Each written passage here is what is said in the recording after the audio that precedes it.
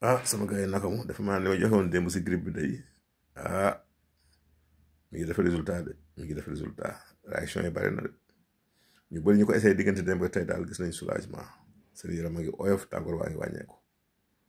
kon waxoon naa leen ko nee naa liy faj jafewul liy faj soriwul nañ leen góorgóorlu di gëmaat suñu bopp jafewul limon la laaj la jinjeer la jar la ak bisaab bu xonk ndox mu tàng kese lay àndal bu dee xale kaas otaay bu dem ak genn kaas si kàttanu yàlla ko def tàggu grippe si lu wér ñu ngi déglu nag réaction yi te ngeen partage maa ngi ñëw leen yéen léegi si émission direct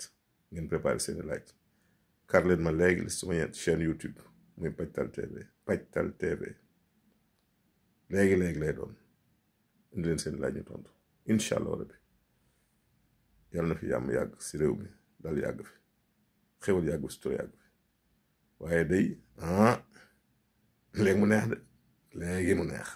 incha allah